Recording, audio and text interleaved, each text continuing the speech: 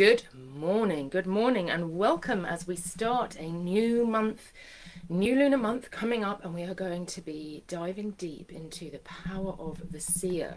Very important part of the magical self, and in my view, one of the parts that is the most distrusted by society in general, and an incredibly important part of our own seat of power, our own ability to bring about change in the world. So if you have magic in mind, hence the title, Magic in Mind, if you have magic in mind and you are struggling with access to your seer, or you've got a little bit of access to your seer, but you could be expanding that more, then that can be incredibly difficult to move from the place of knowledge and thought, of knowing what it is that you are meant to bring out into the world, what your next step are, and bringing that into action. So we're going to be working with the power of the seer. But before we do that, this week is the new moon isn't until the very end of the week, which means that we have a few days in hand to do our release work. So I would love to know from you, just if you're using the phase of the moon at the moment to do any release work, just put a yes in the chat box if you're using the phase of the moon to do some release work at this time. You don't need to say what it is that you're releasing, but just give me a yes. Suzanne says, I always have magic in mind. Of course you do, Suzanne. Lovely to see you. Lovely to see you, Candice. Lovely to see you, Suki. So thinking about release processes. So for me, I've been working at the moment, I'm training as an embodiment coach. Embodiment has become incredibly important in my work, and I want to be able to do it justice and to offer that to my clients and to you lovely people in the community. So I'm doing that work at the moment, and that has brought up for me a lot of release work that I'm now doing on shame. I've had a lot of shame coming through, and fear. It's just old emotions that have attached themselves to memory. We know in the Northern tradition, memory is incredibly important. The Odin's raven, Munin, is the embodiment of memory. And Odin says, of my two ravens, thought, Hugin, and memory, Munin, it is memory that I fear the loss of the most. The seer is, in my view, the part of the magical self that extracts and creates meaning. The part that filters all of the information that is coming externally from our outside environment and internally, and from our connection with the divine, and it is doing that job of filtering all the time. So when we have stuff that is trapped, that skews the filter, sometimes for good, sometimes not for good.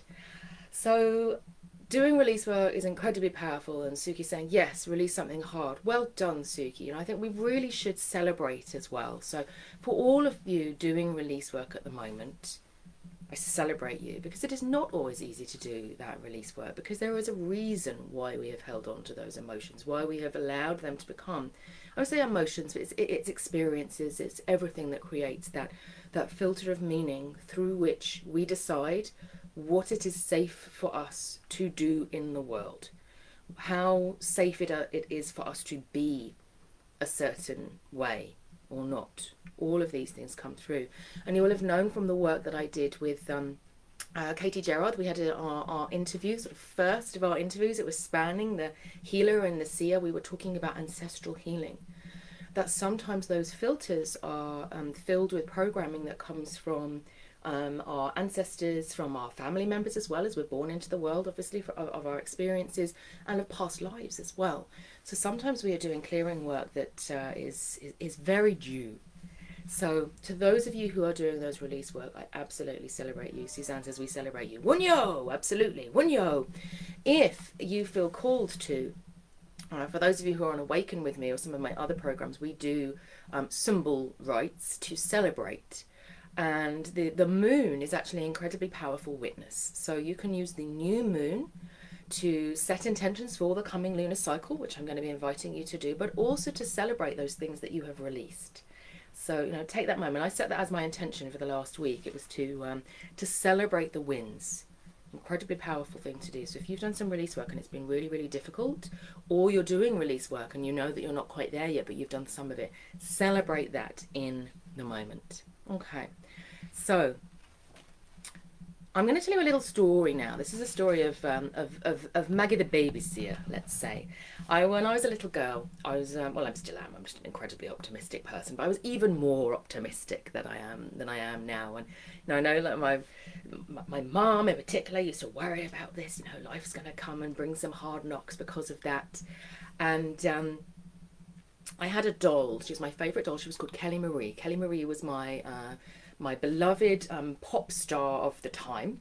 So my parents had a jukebox, and they had a little record by Kelly Marie on the jukebox. Boom, boom, boom, boom. It used to be the heart beating. Oh, I loved it. So good. And I could reach up. I couldn't see the letters on the jukebox, but I could reach up. I could put my coin in the slot, and I could reach up, and I knew where the buttons were, and I would press the buttons to play Kelly Marie. And because of this, I named my doll Kelly Marie. And I am, let's say, what we could say absent-minded. Is absent-minded a polite word? That I've got a strong mystic, I'm often off doing my own thing. And I would just be like, it's fine, because Kelly Marie, she loves me, she'll come back to me, it'll be great, it'll be fine. And my mum was in just constant like, where's Kelly Marie? Let's get her back. Come on, let's get her back, let's get her back. But one day, I left Kelly Marie on the bus. So we got off at our stop, which was the bottom of the hill, and we had to go round and round the corner and up to our house. And we got home, and Mum was like, "Where's Kelly Marie?" And I was like, "Oh." And Mum said, "Oh, we've left her on the bus." And I was like, "Don't worry, Mummy, she will come back. Of course she will come back." And my mum was just like, "Oh, I don't think she's going to come back." She's like, "Maggie, she's on the bus now. She might have gone on an adventure. She may not come back." And who would expect her to come back? You just wouldn't. But I was like, "No, she'll definitely be back. It'll be fine."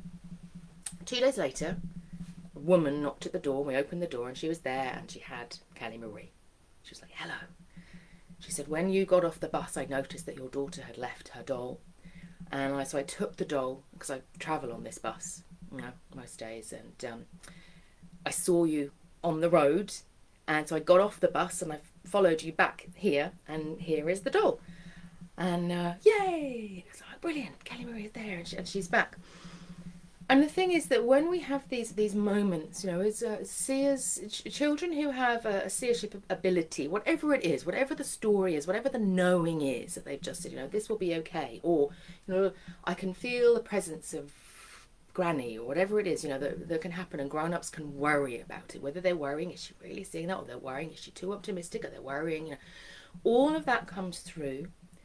And it can be very, very challenging for our grown-ups to hold us in a space where they can say, okay, what does this mean for you? What does this mean for you?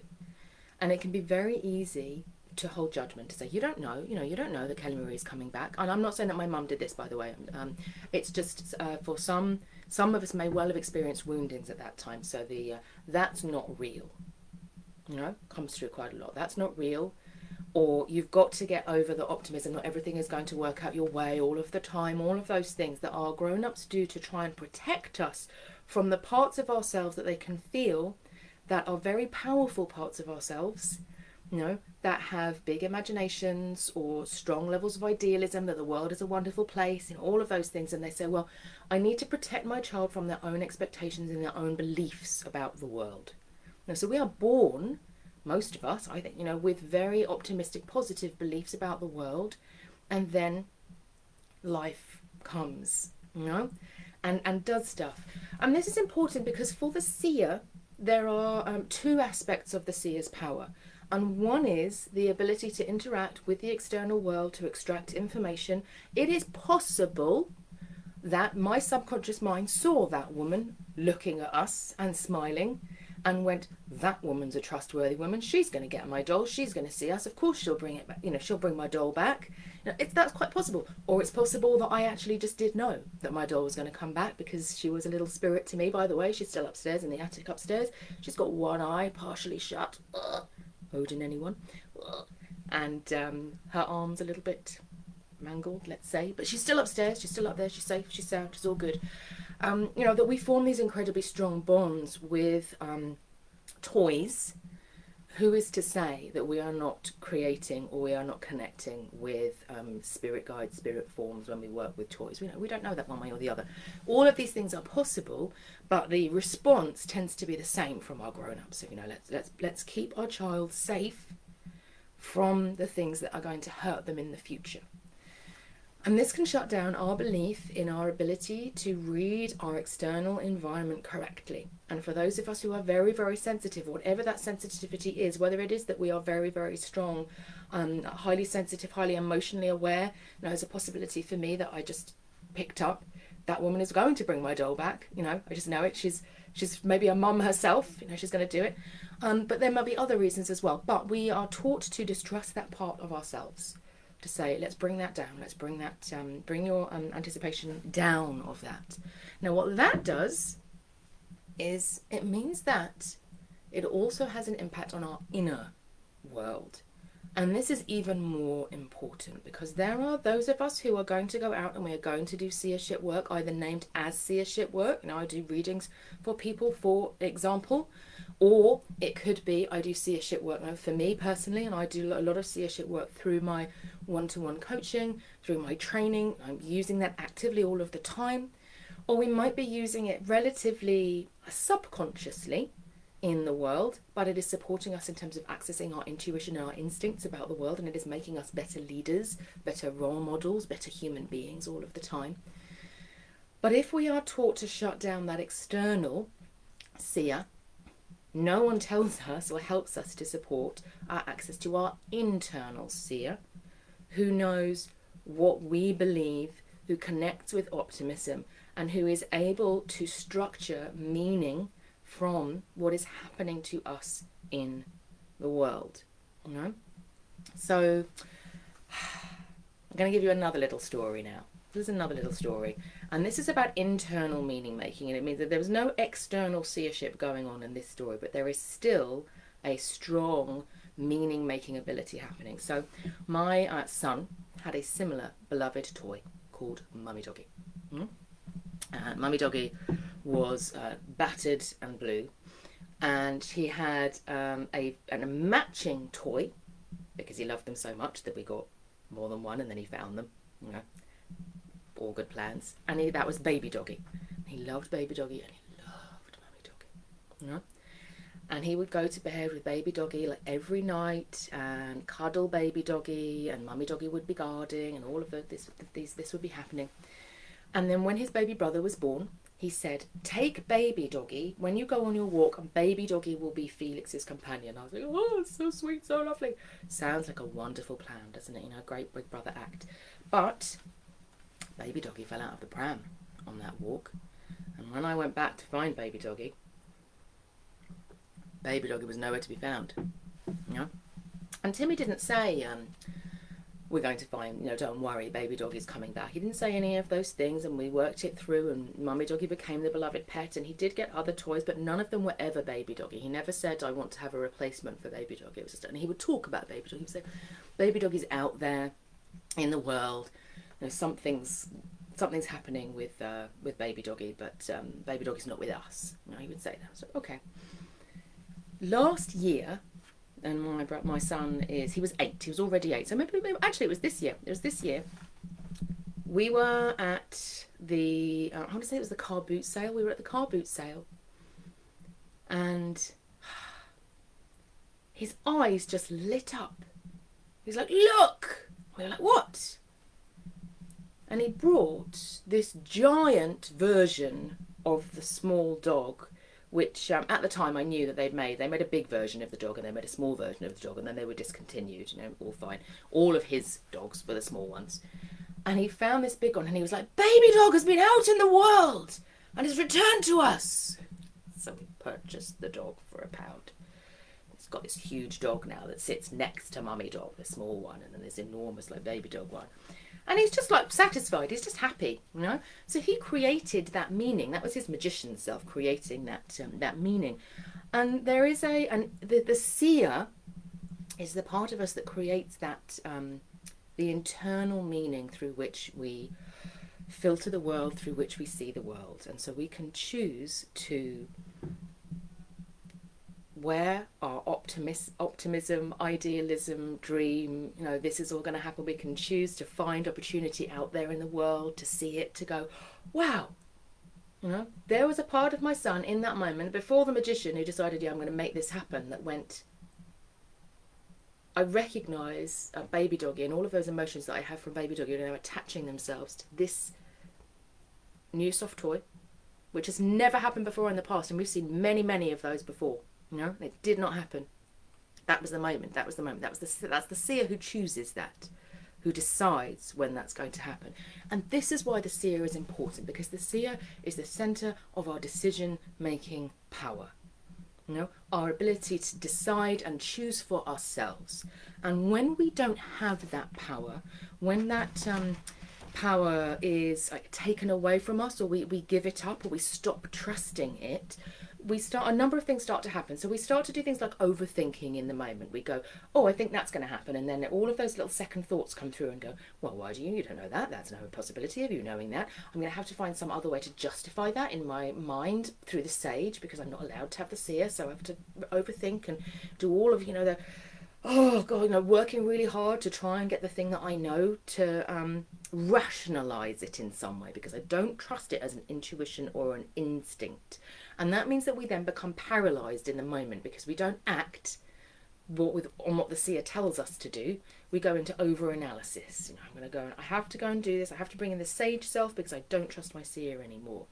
It also means that we become incapable of responding in the moment, because we're in that paralysis. And that, if you think about the word responsibility, I think about that as being very much the realm of the seer, the ability to respond, to take responsibility. So in Timmy's case, little flutter of a thought, I'm going to say out loud, that's baby doggy. That is baby doggy. He's baby doggy has come back. This is amazing. Isn't this wonderful? And because of that, then obviously we do the thing of going and saying, yeah, we'll give that £1 for that dog. Believe you me, we will do that. But it was that choice to do that, for him to take responsibility for what he was feeling on the inside, and not to go, well, it might not be, it could not be, and I don't know anything about that. And what if mum and dad don't buy the thing? And and to miss the moment. That can happen. That we don't take responsibility. Woman on the bus could have overridden her own instincts that, there's a child and I want to return the doll to her, and gone, well, I've got lots of other stuff that I need to do, and the bus company might take responsibility for it, or I should just leave it on the bus and maybe they'll find it. But she didn't, did she? She was just like, no, I'm going to take this. I'm going to take responsibility for getting that doll back to that child. Mine. And the seer does that for us. So this is why it's important as well. Otherwise, what we do is we give our power away to other people or to the world. And we say, if it's meant to happen, it's just going to happen. I can't make it happen. I can't take any responsibility for it. So this is why this is important. The ability to know is so important here. So let's have a look at what people have been saying in the chat. We've got lots more people here. Lovely to see you, Sue and Maggie. Good morning, and Lisa. You've been doing a lot of cord cutting and releasing over the past months with the woman rune labyrinth. Ooh, interesting. Let's see what else we've got. I can see people sharing their runes. We will come to them shortly. Oh, the story is making your heart beat faster, Suki. Oh, how lovely. Suzanne, doing my first paid rune reading on Thursday, so my seer going to be doing her stuff. Excellent. How exciting. I love that that's happening as we open this month of the seer. That is just wonderful. And morning, Christina, lovely to see you. So perfect. You are all here, you're all present. We've got some release stuff happening, so that's all wonderful. So just a little heads up for you as we work through the power of the seer through the course of the next 4 weeks. You might recognize the areas that we're going to be looking at. So this week we're looking at the power to know.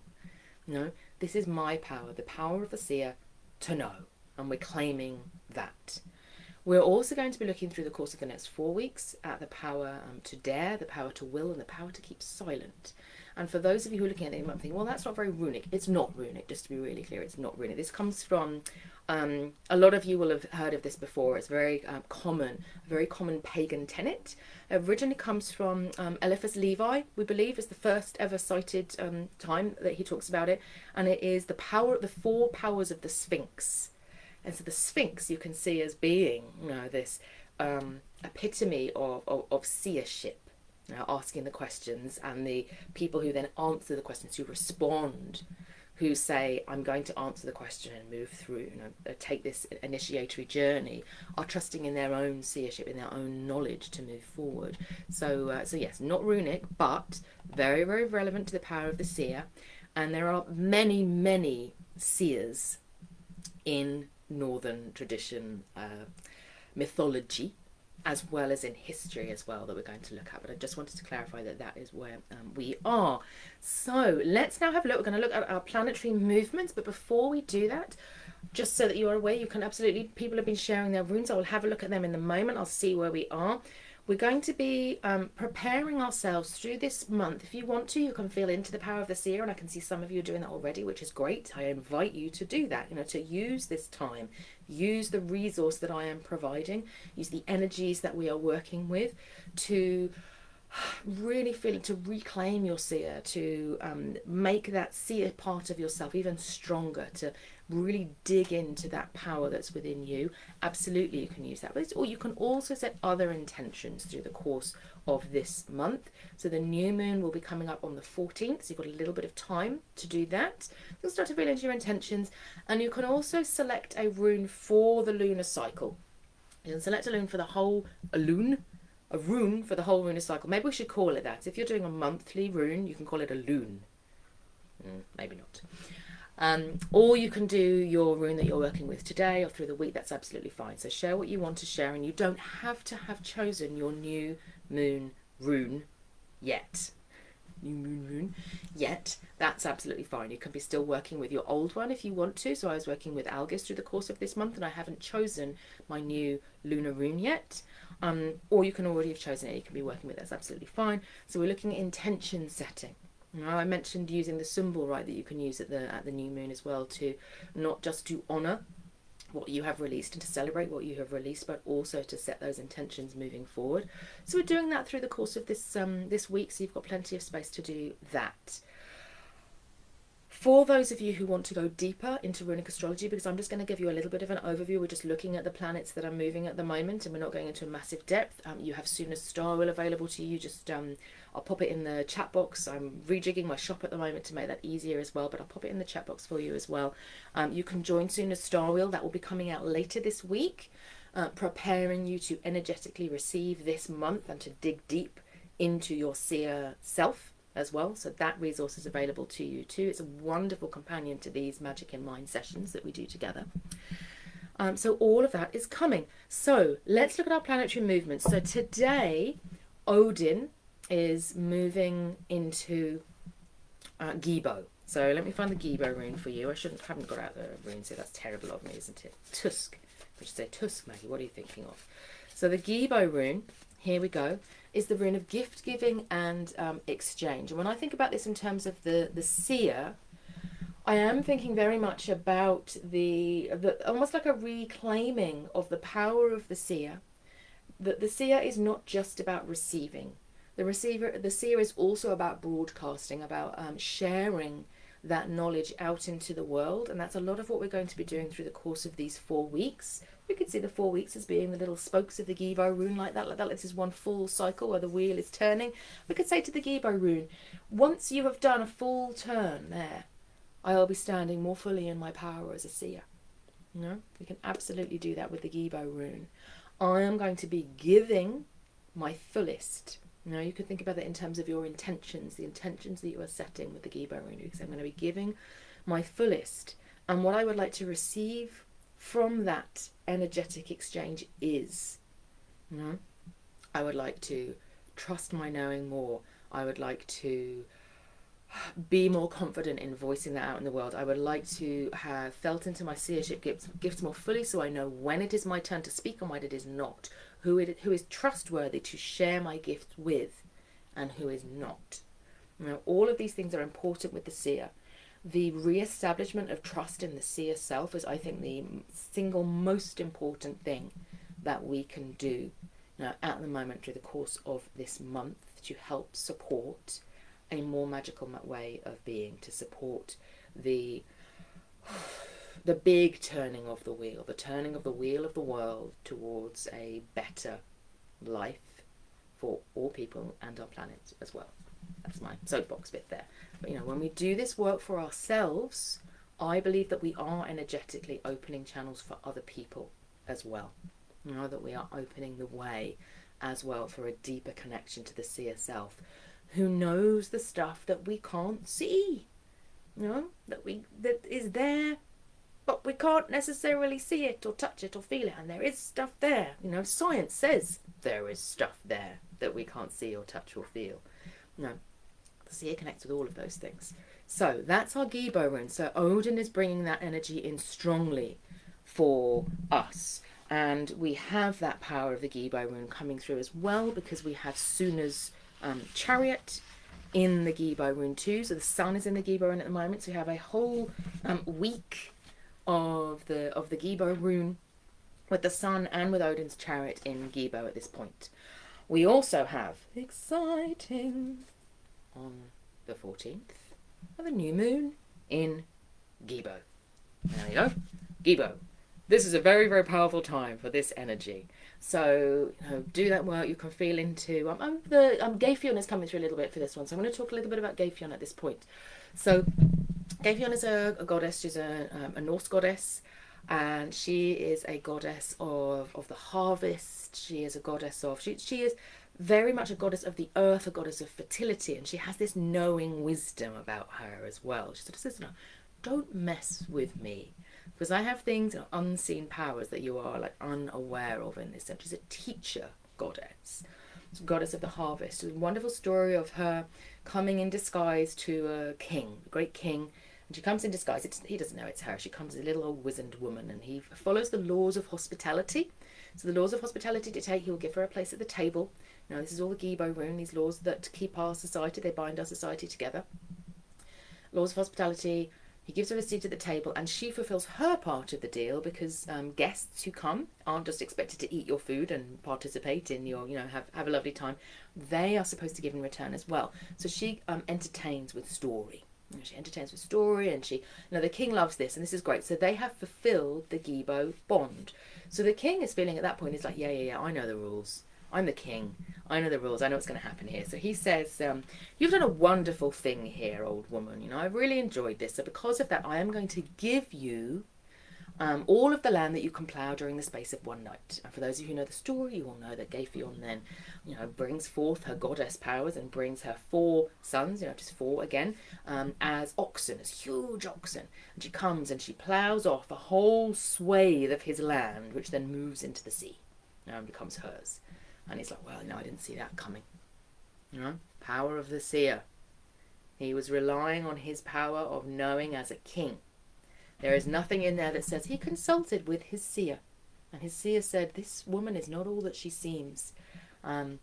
Probably nothing would have happened that would be different in that, because I expect that any seer worth their salt would have said, do exactly that thing anyway, because it's going to be good for you to, be hospitable towards the goddess and to offer this, but just be aware you're going to lose a lot more land than you thought you were going to. And it all works out fine in the end, and it's all great. But it's that I didn't see that coming bit. How do you work with it? How do you create the meaning around that? Oh, I thought I knew who this woman was, but I did not. But because he followed the laws of Gibo, correct gift giving and receiving, he was fine. So Gibo helps us in that respect as well. Helps us to say, okay, as long as I am following the energetic, energetically I'm following the laws of hospitality in this instance, or I'm, we'll be talking a lot more about this in the coming sessions. Gibo is there and it supports us in that sense. So I wanted to bring that one through for you as well. So if you've got Gibo, there's plenty of you to play with there. Final planetary movement that I wanted to cover for us is Hela's chariot. So this is the most outer planet, Pluto. Hela's chariot is in Perthro at the moment. This rune of karma, of weird, of the flow of weird. Moved into Perthro in 2020, at the beginning of 2020, and it'll be there until 2029. And it is bringing these very seismic shifts in terms of the consequences of our actions as human beings. Saying this is what your ancestors and the generations that birthed you and your generation now have been doing in the world, and these are the consequences of that. So they are much more in our face than they have ever been before during this 9-year period. Perthra is bringing them up to the surface and literally sort of flooding the world with the karmic consequences of what has been happening.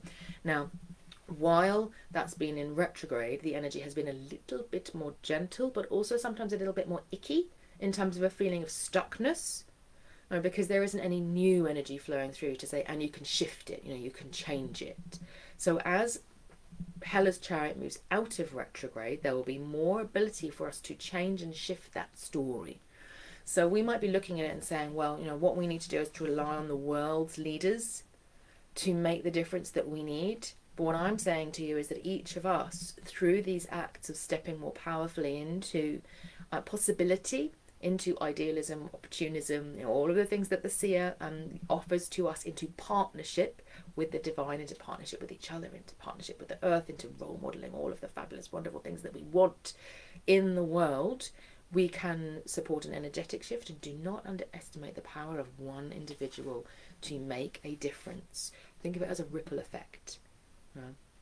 Every time you step more powerfully into your knowing and your instinctive self and your intuitive self, you're offering those ripples out into the world as well, which are needed at this point. And Perthro supports that. It supports that ripple effect very much so. So although it says, yeah, karma, it's coming, it's also, and it's being created, So what are we doing that's creating the karma, or the weird, the flow of weird that we want to experience? Is what the Perthro rune offers. So anything else coming up with Perthro is one of our power runes. So we've done Gibo, we're doing Perthro. I'm just feeling into whether there's anything else coming up for those of you who have Perthro at the moment. I don't think so. I think for you it is about that interplay between collectively what's happening in the world and being aware of that, but really feeling into the seer and saying, okay, there is a part of me that feels overwhelmed and unable to respond to these moments. We were talking about responsibility before, that ability to respond and to feel like, I'm actually overwhelmed, there's nothing that I can do. And the seer says, okay, you might not be able to fix all of the problems, but what is the instinct that you have for something that you can do right now? And that's this tide of Perthro saying, yes, you are being carried by a current, but you are also a swimmer within that current. And if everyone was sort of swimming to shift that current, and we are all working to change the course of this current, what can we not achieve? What can we not achieve? It takes one person to start a new flow, a new direction. Here we go. There's the Perthro rune there for those of you working with the Perthro rune. So we're going to be working with that rune as well. The only other thing that I wanted to bring in, have we done all of our planetary movements now? Yes, we have. So uncover a planetary movement here. We're already in it, but I think it's important. So the first rune that I pulled for us to work with this week in terms of spirit guide runes was the Ansu's rune. Let me just have a little quick look now through the chat box and see what runes people have got. Bear with me, I'm just looking for my pen because otherwise I'm going to forget. Right, we're going to have to play this. We're going to do this in a fun way. We're going to go through the runes one by one as we do this so that we can feel what people have got. So Meggie, you have got Thurisaz. So I'm going to do Ansu's first. I'm just going to make sure that no one else has got Ansu's so I can feel into there. I don't think I saw anybody with Ansu's in the chat box.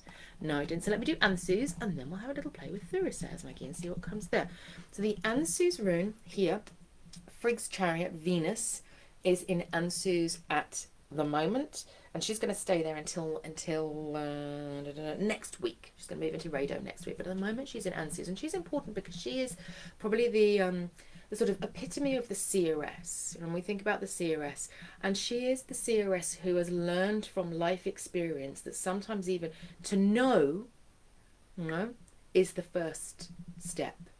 And she has choices to make, which we'll cover later on. She has choices to make around whether she wills something different, whether she dares to take action to change, to try and change the destiny that she sees, or whether to keep silent. And I think that a lot of her story around this is a teaching tale for us, and a teaching tale for us in terms of being seers that needs to be teased out a little bit.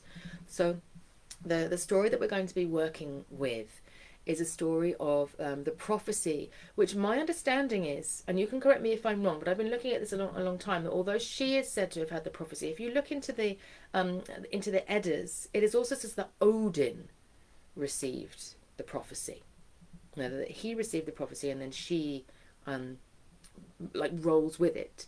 Now, this slightly changes our seer self, because Odin is said to receive the prophecy, but Frigg is said to be the person who tries to do something about it rather than Odin. So it is Frigg who says, the prophecy is that their son, their beautiful son Balder, will die. And she says, no, that's not going to happen. I am going to make this stop. I'm going to go out into the world. So she goes out into the world, and she is away for a long time, and she exacts oaths from all creatures. Remember the Gibo rune? From all creatures, all beings, that they will not harm Balder. And they're not going to do this. And then she comes back and she's like, yay, Balder is safe. And obviously, for those of you who know the story, you will know what then happens is that Loki tricks Balder's brother, his blind brother Hod. So Balder is a god of light, Hod is a god of darkness. Tricks him into throwing a very small mistletoe dart at Hod, which strikes him down dead. And Frigg says, I didn't ask the mistletoe because the mistletoe was weak. The mistletoe was weak in my view, so I didn't do anything about this. And Balder dies. And he goes down into the underworld. And there is even more that is done there to try and get him back, but it doesn't work. Again and again, it doesn't work. And there's a lot that we can play with here in terms of seership. But what I find interesting in this story at this moment is noting that it was Odin's prophecy. Now, in fact, he goes to a Volva, and he asks, and the Volva says, this is going to happen, and then he comes back with that prophecy, and then they do the work around that prophecy. And I think this is an important learning piece for us at this point in the world. That is why I wanted to talk about this in terms of the Ansus rune. So Ansus is Odin's rune, but it's a rune of the wind, it's a rune of the voice, it's a rune of communication. The Perthro rune that we've been talking about here is often seen as being Frigg's rune, and it's often a rune of silence.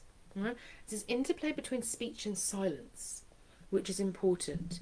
I speak. How does the universe respond? I speak out into the void. I let my desires come through. Speak my desires out into the world, and then what happens through that? What happens through my speech or through my act of silence? Now, when we're silent, we're receiving, we're listening. Frigg receives the prophecy, Odin receives the prophecy, and it lands in their hearts, comes into their hearts, and it fruits in their hearts, and then it comes to pass.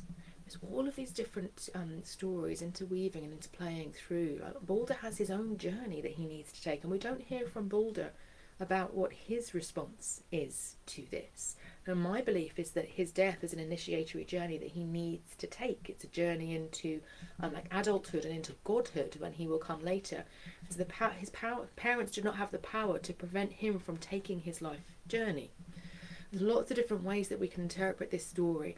So my invitation to you, if you've received the Ansus rune through the course of this month or this week, is to be very aware of the different stories that are playing out through a single series of events.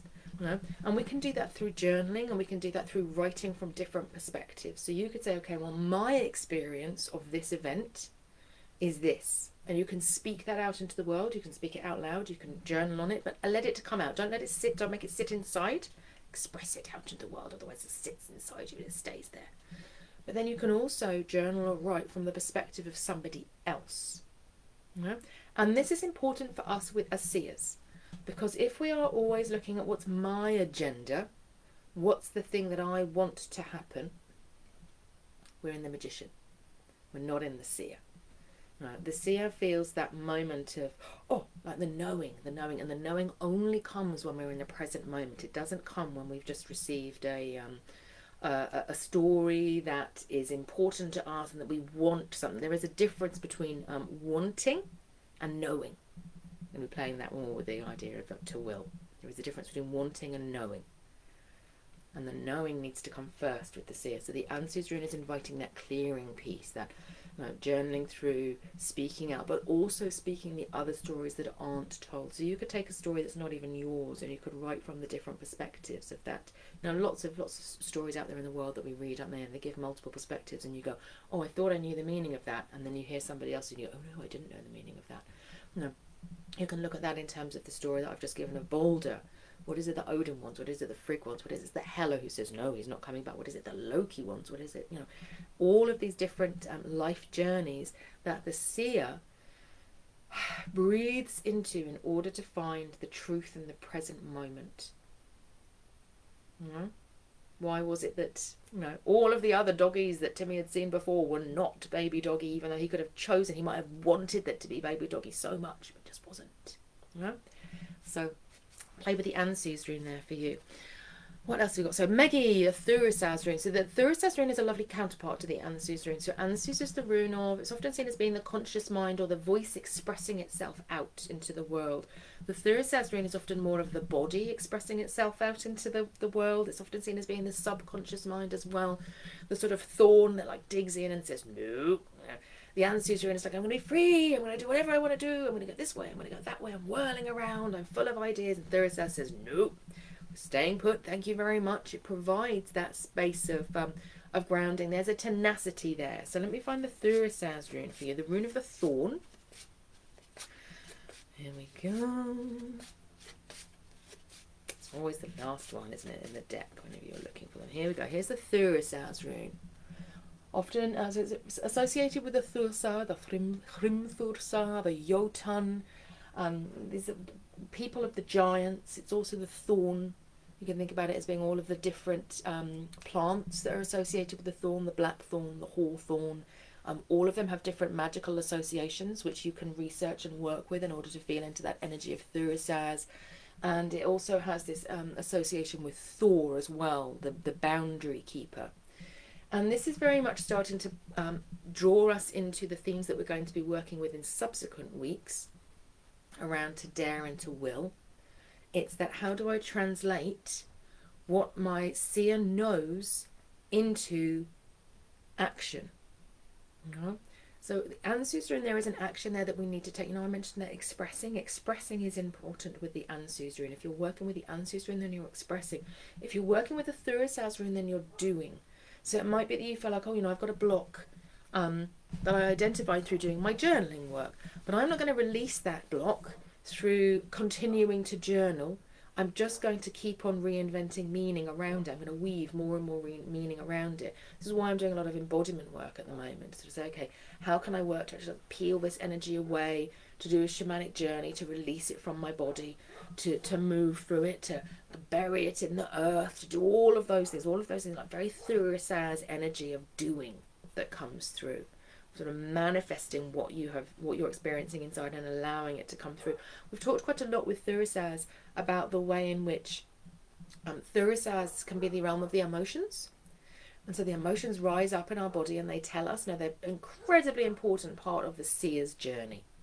The knowing of the body is probably more trustworthy than the knowing of the mind. We have to clear all those layers of the mind away and come into the knowing of the body. But if we have not allowed our body to express itself in all of its delicious juiciness, if we have said, no, I will be small and diminutive, and I will wear colours that I think I'm supposed to wear, and I will hide, and I'll become invisible in the background, and all of these things, I'll make myself small. If our bodies hold that within us, and the Thurisaz rune says, no, and it tries to express itself back out, and that's why we can sometimes feel incredible negative emotional responses to stimuli, because the seer is going, hello, it's vibrating, hello, there's something going on here, and then all of the armor that we've put on our bodies that have said, I've experienced that in the past, and that wasn't good, and that wasn't nice, and I was told not to trust that instinct, and that all of this comes through and shuts the seer down. And so we're removing that, whatever you can do to literally remove that, literally just imagine this armor. You can sometimes imagine it as almost like black armor. It's like dead Thurisaz energy that has become very brittle and hard. There is a meditation on my YouTube channel, or you can go to the Thurisaz page on meganrose.com. So just go to the Explore the Runes part of the website, go to Thurisaz, and I do a piece on removal of that energy. Very important for the Thurisaz rune, not because the Thurisaz energy is bad, but because stuck, old, stagnant Thurisaz energy is bad, because it stops us from feeling in the present moment what's actually happening. You know? So that's our Thurisaz rune there to play with. Who else have we got who's shared their runes? So Lisa, you've got Northers. I'm not doing Northers today because that's going to be coming up later in the month. But you've got Perthra as your last lunar rune. So I know we've talked about Perthra a little bit. So I'm going to leave that there with the Perthra rune for you. Suki's got Feyu and Suello. Both came out. Which one wants to play there? Let's see which one comes. I know that Suello was chatting with me a little bit, but it's the Feyu rune that's come out, so we're going to go with Feyu. This is actually interesting because we've been talking about Thurisaz, we've been talking about the stuckness of energy, and all of the runes have different ways in which their energy manifests through our energetic systems. And some of them are very much the my energy needs to not be stuck. It needs to be moving all of the time. And they don't like to be stuck. Others, like Isa, quite like to be stuck. And we need to sort of encourage them a little bit to very slowly and gently shift. You know? Feyu and Thurisaz, no, they do not like to shift. Thurisaz, we can feel that quite bad. You know, we can feel that quite strongly when we've got a lot of Thurisaz energy, a lot of Thurisaz armor. Feyu tends to go deeper inside the body, actually into the, like on a cellular level, into the joints, into the very tiny energy centers. You know, we could talk about the chakras, but we can also talk about having what they call like nodes in the body. It tends to get stuck there, and it stops new life-giving energy from coming through, from us receiving in our full abundance. No, at that in the moment. So the Thurisaz energy will act as a block, and then the Feyu energy can become stagnant inside. Now the Feyu energy is interesting because it relates to Freya. So we've talked about Frigg, and maybe that Freya wanted to come and say hello. You know, obviously she's also very strong in terms of the seer herself.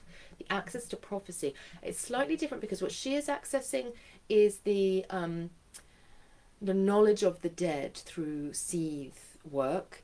And she goes, literally, she teaches us that path of connecting with our ancestors and connecting with the dead in order to receive their wisdom and to receive their knowing. So this is one of the paths of the seer that we can cultivate for ourselves. And I've talked about this a little bit with children who will say, oh, you know, I felt as if there was someone in the room, and our parents go, ah!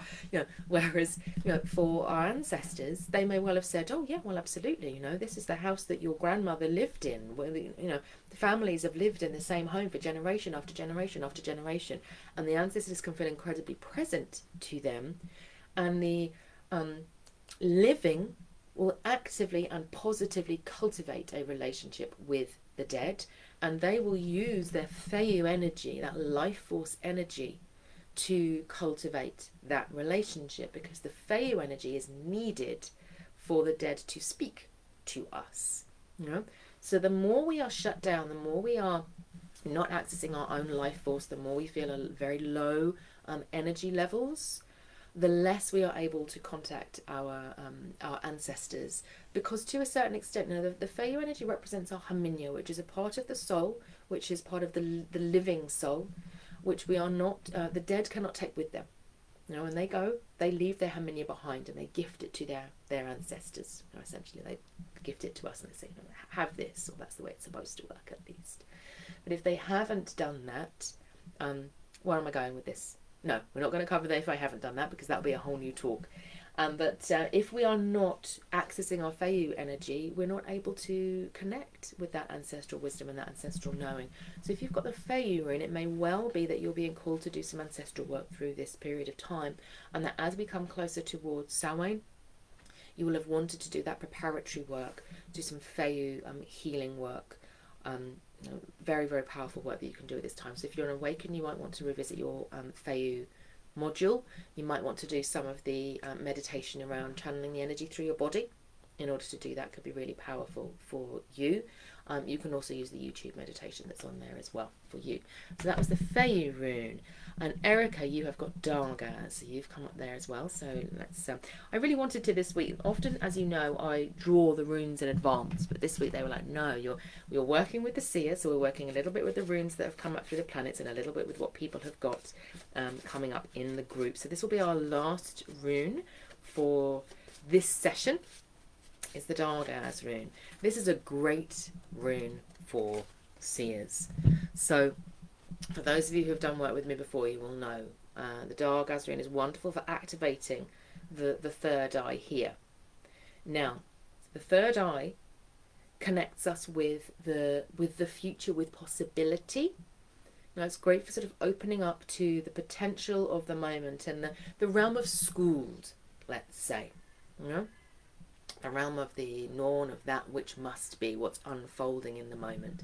So you can use the Dargaz rune and you can open up to that future possibility. Now, I am very, very careful, and I'll say this to you. If you are using your Dargaz rune either at the third eye, or you're using it as your Dargaz spectacles, for those of you who've done that exercise with me before, where you literally put on a little pair of Dargaz glasses.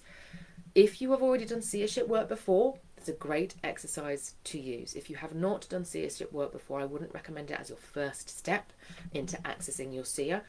Find someone to work with to support you in accessing your seer. And by the way, I have 2 events coming up about the seer during this cycle, which we will be hearing about very, very soon. 2 events to support you in accessing your seer. Exciting. So do not do this exercise if you have never done seer work before. We will probably do this exercise in the seership with the runes masterclass, which I am going to be doing. I want to say it's on the 31st. I'm fairly certain it's on the 31st of October. Put it in your diary if you don't have it. And I will send that out in the newsletter so you've got more of that. So we'll probably be doing a deep dive into this exercise there. But you can use it at the third eye, you can use it at actually over the eyes. But what you can also do is work with the Dargaz rune right down in the belly.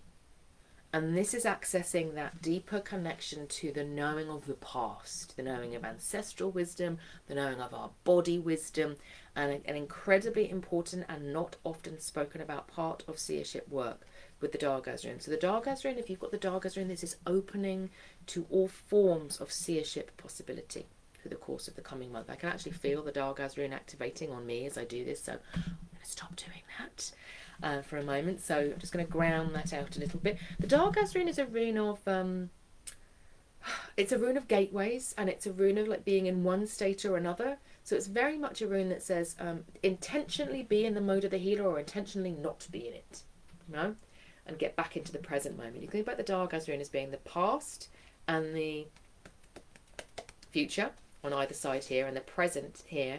And basically the Dargaz rune is saying, I open you to the possibilities of all of these things, of the past and of the future, but I remind you that you must stay in the present. So when you are in seer mode, you are accessing these 2 doorways, the past and the future.